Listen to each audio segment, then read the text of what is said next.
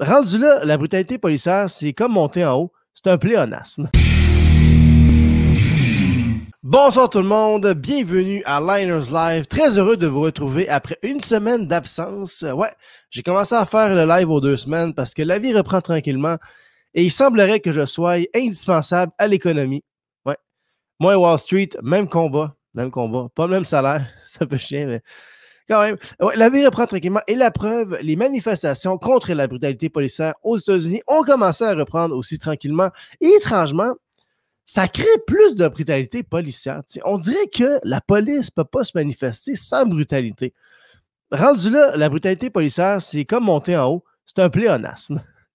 Puis en même temps, je suis pas surpris que si tu donnes un gun à un policier, il s'en servent sans réfléchir. Là, parce qu'à 6 ans, à 6 ans, tous les petits gars veulent être policiers. Puis après, on apprend à lire et à réfléchir. Ça fait que ceux qui deviennent policiers n'ont pas pris le temps de réfléchir. T'sais. Donne un gun à un adulte qui pense comme un enfant de 6 ans, il va tuer du monde qui n'ont pas rapport avec. Là. Tu sais, quand un enfant trouve un gun chez lui et il tue ses parents, là, ben c'est ça. C'est un policier qui n'a pas complété sa formation. Pas plus compliqué que ça. Le dude aux États-Unis qui a tué 2 personnes qui marchaient contre le racisme et la police l'a laissé s'en sortir. Tu sais, il y a ça qui est arrivé. Puis en même temps, là, le livre Les 10 petits nègres a changé de nom pour Ils étaient 10, puis le monde en chialait. Je suis comme, man, comme, à quel point les Blancs peuvent encore revendiquer de pouvoir dire le N-word quand il y a ça qui se passe, tu sais? Sais-tu à quel point c'est pas un privilège pouvoir dire ce mot-là?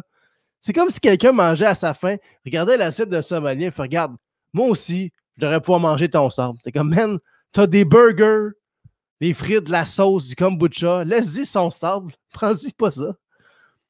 Tu sais, le dude aux États-Unis, je dirais pas son nom, OK, parce qu'il a 17 ans. Là. 17 ans, c'est jeune. Là. Tu sais, ce gars-là, à 17 ans, il a cru bon défendre son pays en tuant des gens. Là. Regarde, je sais pas si les jeux vidéo rendent violents, OK, mais certainement pas autant que le patriotisme.